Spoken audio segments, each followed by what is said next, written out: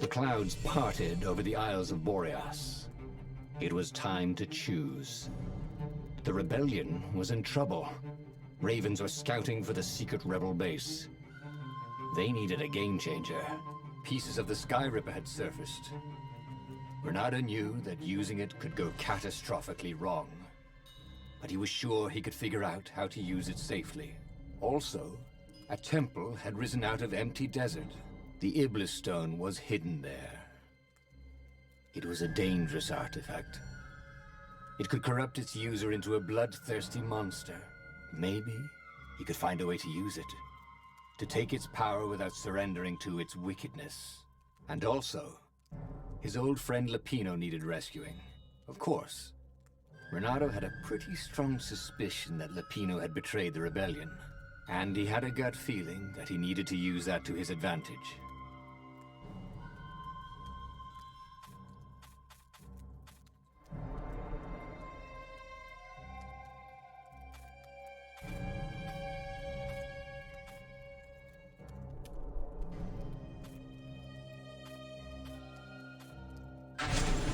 Every child knew about the Sky Ripper. The Transcendent Emperor had buried its pieces deep. And then, this Emperor's horrific sacrifices had brought it back to the surface. Bernardo wasn't exactly sure how to use the legendary weapon. But surely, there must be some way to do it without provoking another catastrophe.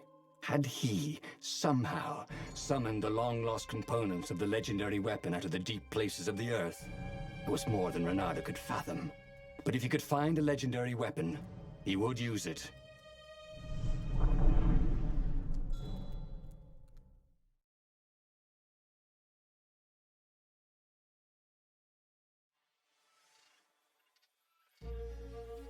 As he set foot on the island, Bernardo couldn't help feeling a bit curious. Was Lapino still waiting to be rescued? No. He was probably drinking champagne with the ravens. Did ravens drink champagne? Did rabbits? Bernardo felt oddly thirsty, come to think of it. Why had he chosen the Sky Ripper? Bernardo never made plans that required constant vigilance.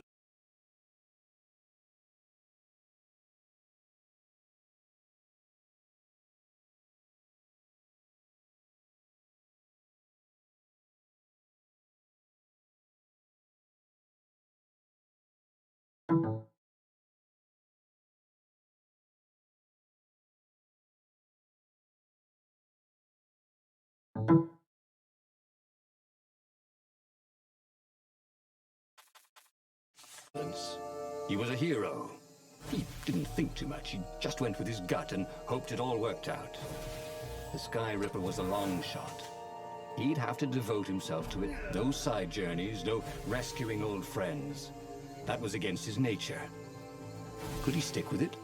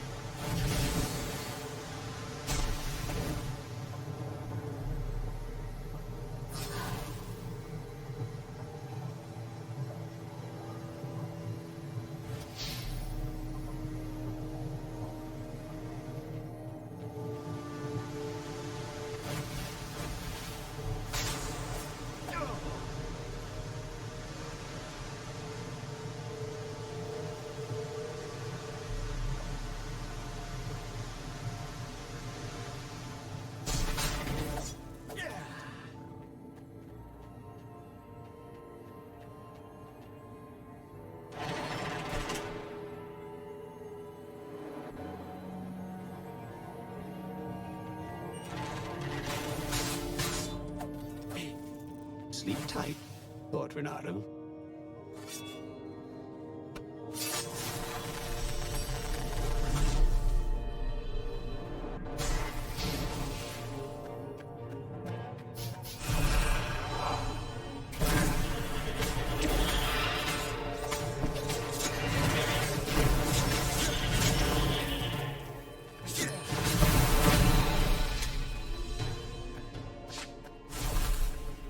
That had been his mistake before, thinking he could win a battle of wills with an ancient evil all by himself. He had to be cleverer than that. Or braver. Or something.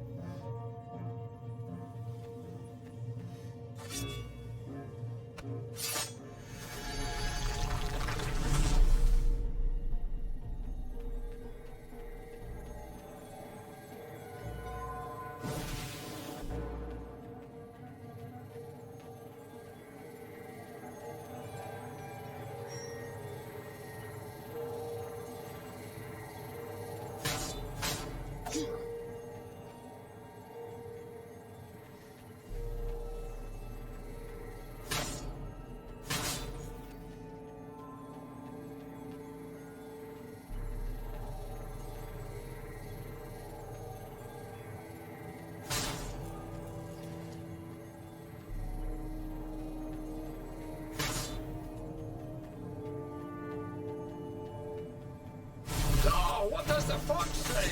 Asked one raven. Another one called back, dying! They both laughed hysterically.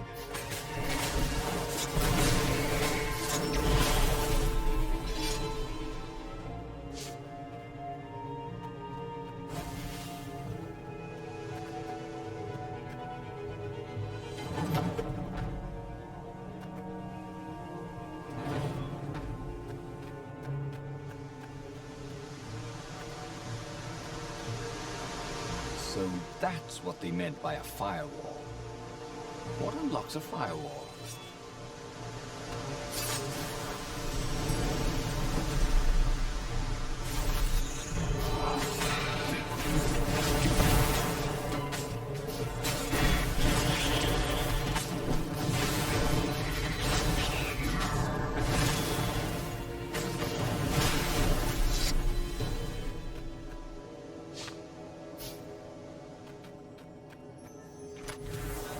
In this chest, there were woodcuts of amazingly beautiful vixens wearing no clothes at all. And something more useful.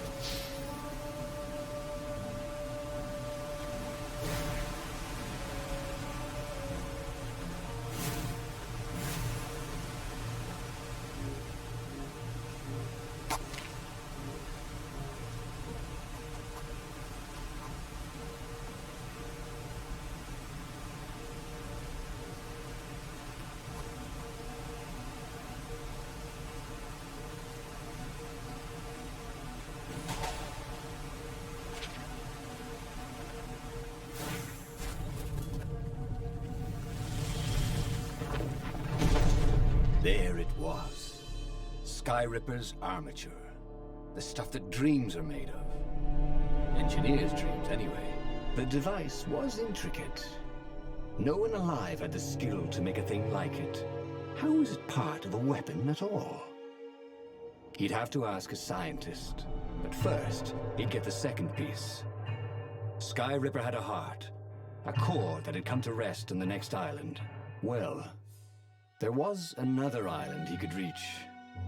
Zenobia had just invaded it with her father's Raven battalions. She must be encamped there still.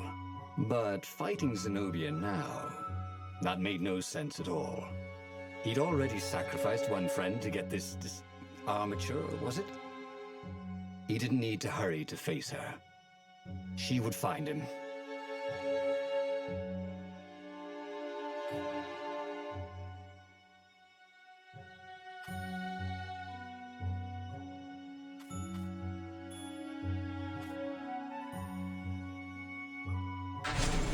It was a no-brainer. He'd sacrificed his old friend Lapino to get the armature. And the armature was useless by itself, only a series of coils and wheels. War demanded sacrifices, and he would make more before the end. He would have to choose the greatest good, no matter how much it cost him. Zenobia. Well, he would see her sooner or later, across a battlefield or a sword's point before all this was over. He was sure of that. The power was in the core. Obviously, he had to get the core.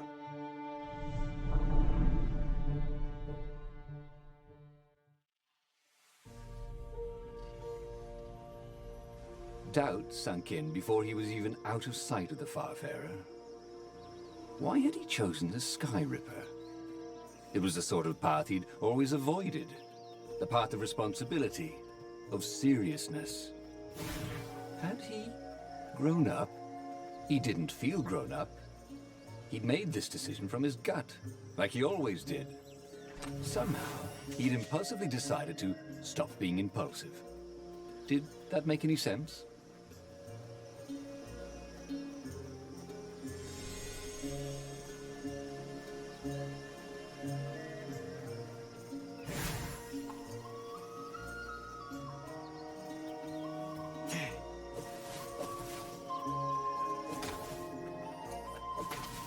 Zenobia. Now that he knew she still loved him, he wanted to go back to her. But that hadn't worked out, had it? Maybe it was time to find the core of the Sky Ripper.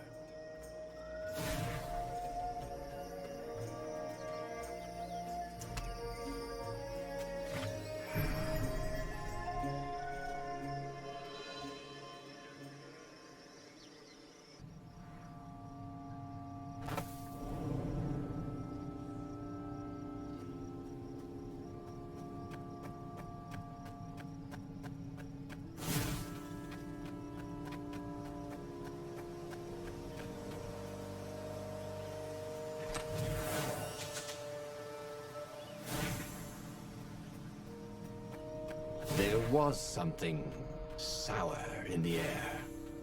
Like the earth had ruptured over something that had been fermenting for a very long time.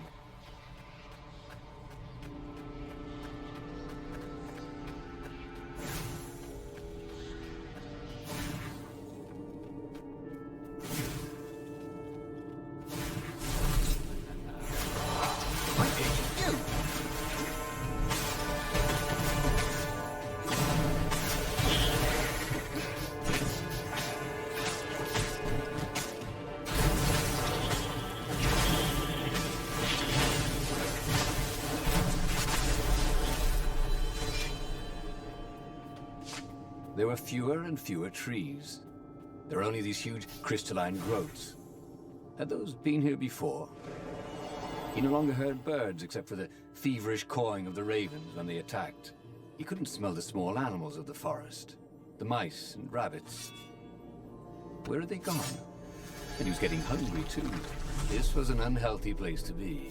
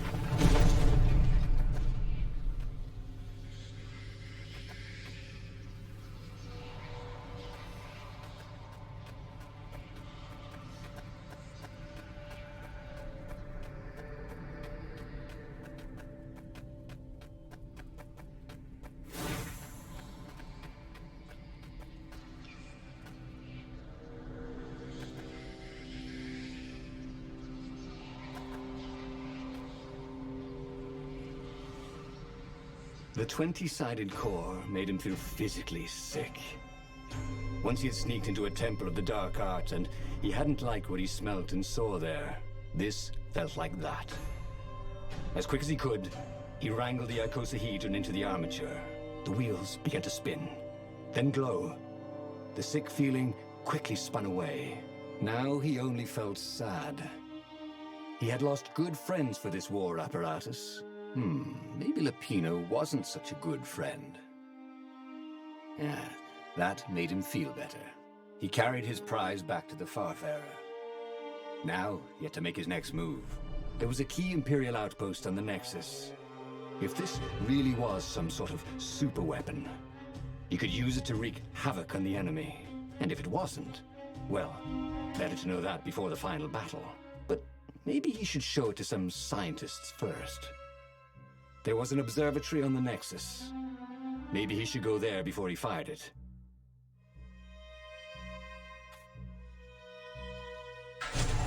Renato had never been much of a student.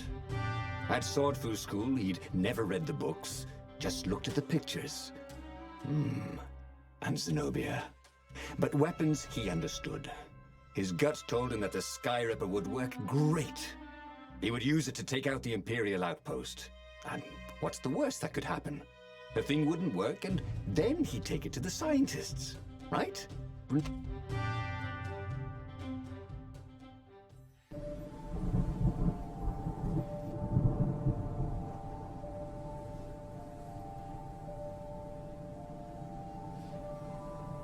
As he set out down the path, Renato wondered why the parts of the Skyripper had only surfaced now, thousands of years after the Transcendent Emperor had discarded it. This Emperor, Isengrim III, had performed terrible, bloodthirsty rituals to invoke the lost gods. Perhaps that was bringing up lost artifacts. How perfect, then, that the Skyripper would reappear to be his destruction. And, hopefully this time, just his destruction.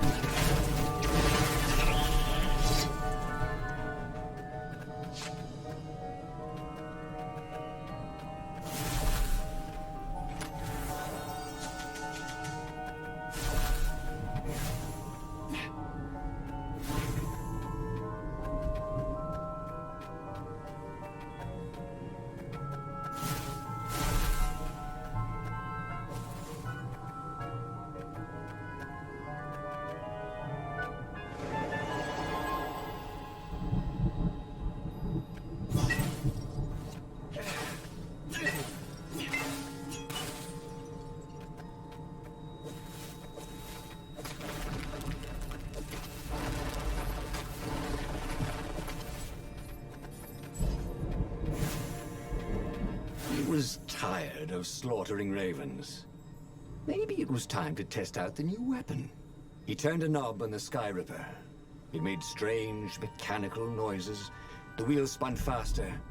It began to hum. The Sky Ripper was following his every step. At least it acknowledged him as the master. But there was no trigger. How was he supposed to fire it? Fire, he said. Nothing happened. Well, maybe it just needed to warm up. After all, it hadn't been fired in thousands of years.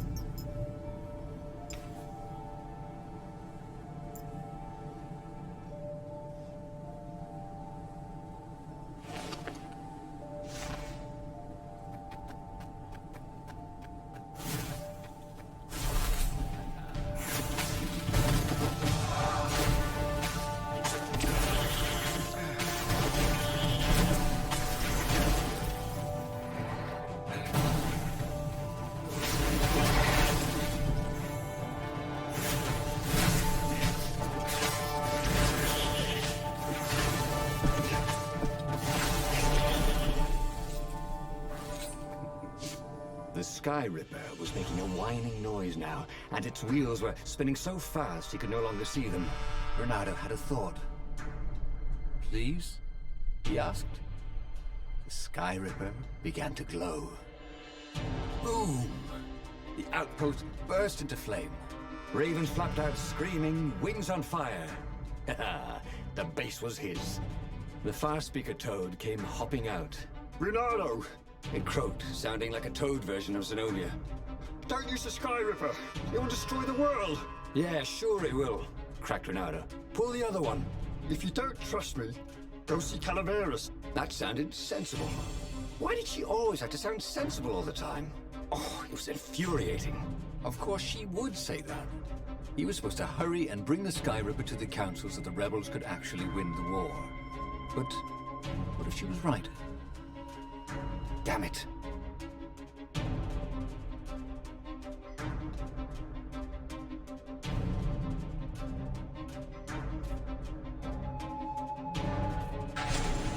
Zenobia was so frustrating. If she couldn't get you with magic, she'd get you with reason and caution and sensible arguments. Of course, Calaveras, he might not know the latest scientific theories with evidence and all, but Renato preferred the knowledge in the old books anyway. What they said felt true, and that's what's important. You should be careful, though. She'd probably guess he'd come here. That meant she'd probably set an ambush for him.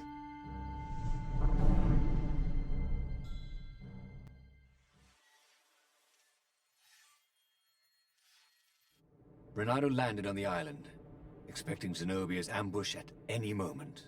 On the other hand, there did seem to be a lot of ravens around here. Were they just lost patrols stirring up trouble? Were they looking for him? If she was going to ambush him, wouldn't she keep the road clear so he wouldn't be on his guard? Or, unless they were part of the ambush, the obvious reasons he was meant to see to take his mind off the ones he wouldn't see.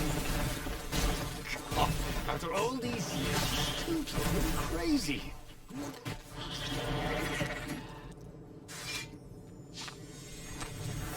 Renato had been to a dungeon once where all the chests had teeth and eyes. It had been a short visit.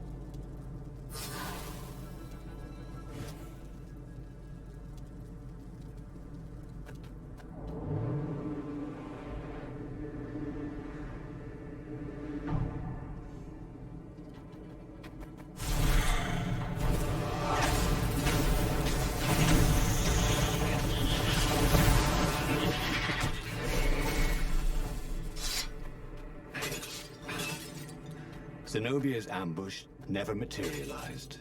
Could she be sincere? Calaveras was a great scholar. Renato doubted even Zenobia could convince him to say something he didn't believe. And if he was working for the Empire, he'd never have told Renato about the Sky Ripper in the first place. Well, he would listen to the wise old toad. But that didn't mean he had to agree. Burn!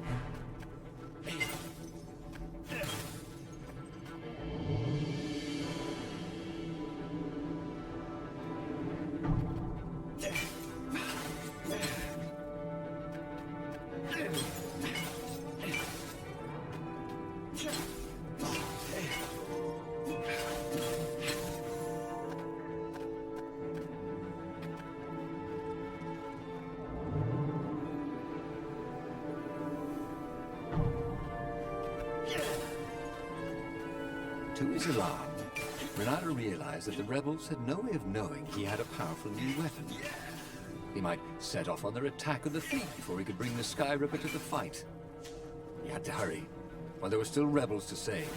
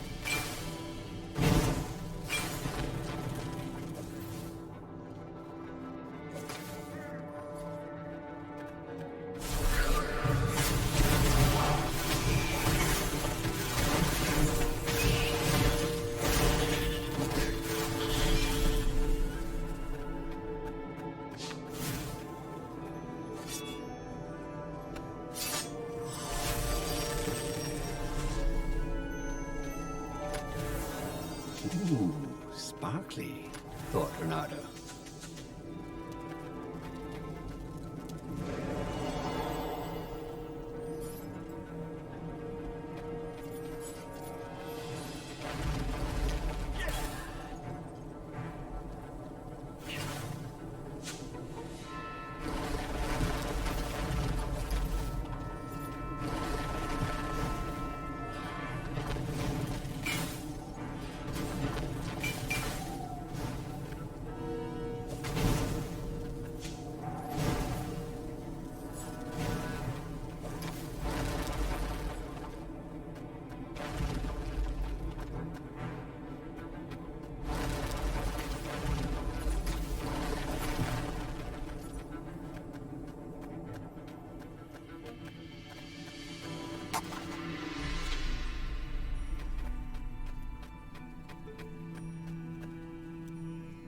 Calaveras examined the Sky Ripper eagerly.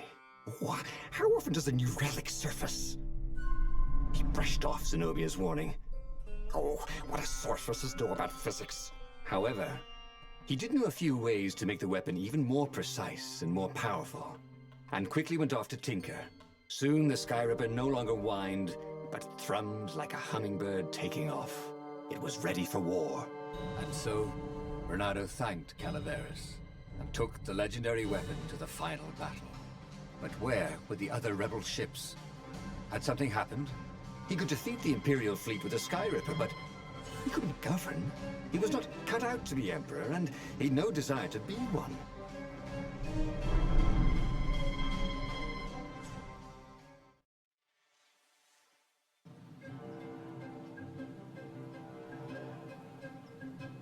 There were a few rebel ships here and there, but there was no organization to the battle. Where was the Council flagship? Something had gone terribly wrong. But he had the Sky Ripper, and the Ravens had nowhere they could hide.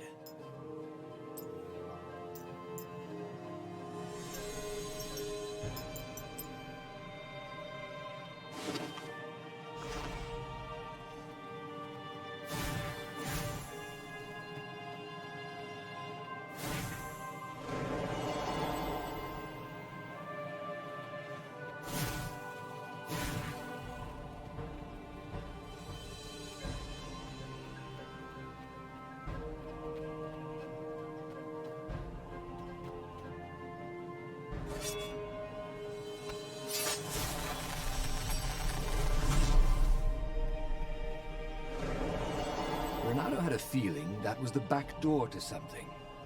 But what?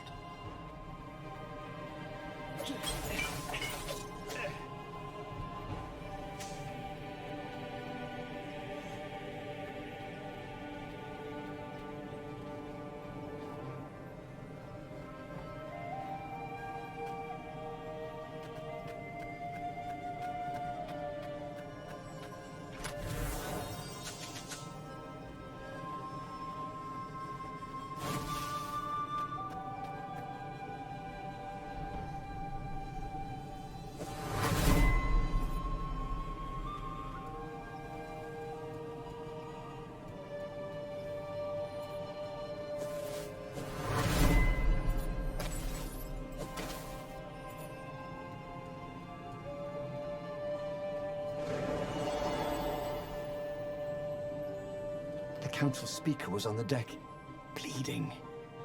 Why was she even here? They found our base, She croaked.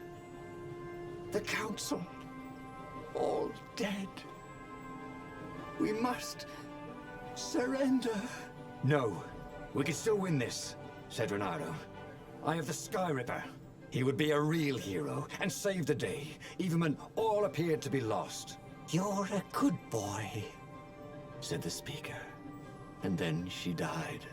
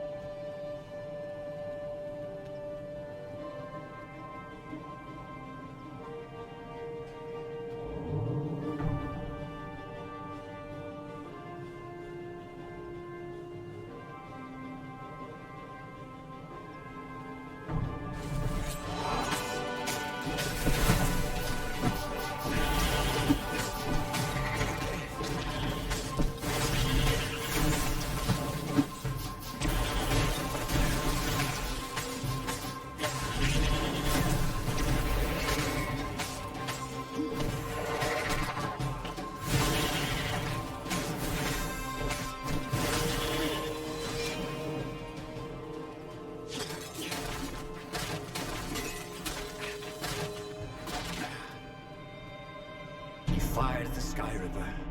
With a tremendous whoosh, the Emperor's flagship went up in flames. And for good measure, he played the beam around it, setting all the other nearby Imperial ships on fire too. And he watched them burn. See? He could use the Sky Ripper safely. The few remaining rebels gave a cheer. And then they stopped cheering. There was a hole in the air. A blackness, like a tear in a parchment. Wind was blowing into it, widening it. It grew larger. Crates were falling off ship decks, upwards into the hole. And the world itself seemed bent, like the reflection on a curved mirror as it poured into the ravenous hole. He guessed that somewhere behind that ever-widening hole were gods that had long been exiled. But it didn't really matter. Time was done for here, and soon it was.